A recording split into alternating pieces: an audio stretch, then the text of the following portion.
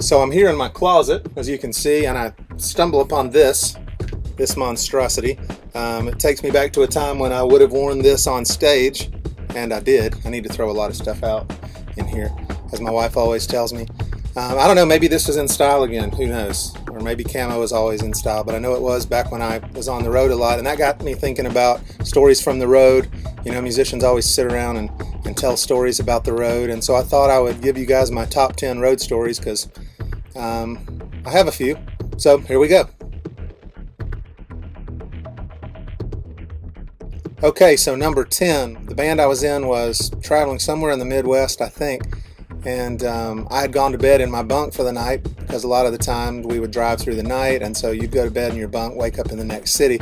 But on this day, I woke up and got out of the bus, and I was in this huge garage, mechanics garage, and it was like an airport hangar. It was huge, and the bus was actually attached to a tow truck and had just been towed into this place.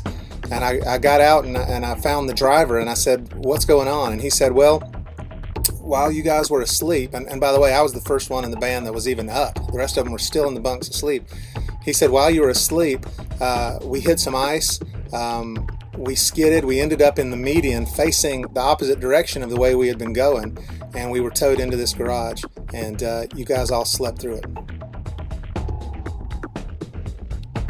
Number 9. My band was playing at a festival in Ohio, and we had just done a demo we had spent a lot of money on. We were trying to get a record deal, and this was an outdoor festival, and we were playing on a side stage that was literally sinking into the mud as we played. There were some record labels there specifically to hear us, so it was kind of a big deal to us, and the stage was sinking, so my keyboard was falling forward. I was having to hold it much of the time with one hand while I played it with the other, and because of some weird power issues, keyboards can go out of tune. So the keyboard started going out of tune. The lead singer heard one pitch coming from the guitar and another pitch coming from the keyboard, so he was guessing. He was trying to figure out where to sing, so he started singing kind of somewhere in the middle. It was one of the worst train wrecks I've ever heard, and again, it all happened as we were falling forward and literally sort of slowly sinking. It was extremely embarrassing, and it was ironic that one of the labels that was there actually ended up signing us, and that was our first major record contract. Number 8, the world's loneliest highway. We were somewhere in Nevada in a rented van, and I was driving. I had the night shift, and as we were going over this mountain, this tiny little road winding around the top of a mountain, we were hit by a snowstorm, and it was pretty terrifying to be driving, and it was made worse by the fact that the bass player was sitting up with me to keep me awake, and he and I were exchanging Sasquatch stories, getting each other really scared. As dawn broke, I was the only one awake as we came down the other side of the mountain, and the land was just like a white sheet of snow. The only way that I could tell where the road was, I kind of had to guess by looking at the telephone poles, and kind of you could see where the ditches were. And we were almost out of gas, and I had not literally passed another vehicle for an hour. Again, world's loneliest highway. And I thought, we're going to run out of gas any minute, and we're going to freeze to death, and they'll find us in 3 days, you know, when the next car passes through here. As you can see, we're alive. Just in the nick of time, just before the thing conked out, we came across a little town that had gas. The band I was in the early 90s was in LA doing some stuff, and we decided we wanted to go to a taping, and we got into the John and Lisa show, which was a lot like Entertainment Tonight. And it was so cheesy. We all wore our band t-shirts, our matching band t-shirts, which is just so stupid. But it did get us the attention of the guy who works the crowd during commercial breaks, because his job is to entertain. So he saw the shirts, asked us who we were, and we always had a song prepared to sing, because even though we were a rock band, we had grown up, you know, in the South and singing a lot of Southern gospel, and we all sang, and we knew this a cappella Southern gospel stuff.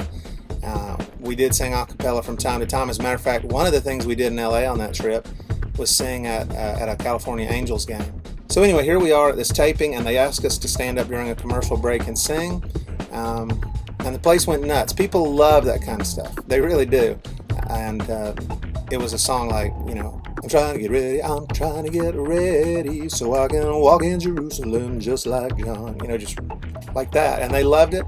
And the producers came up and said, we'd like to put that on the air. So they did. And at the end of the show, they invited us up, introduced us, and we did the song. It was pretty cool.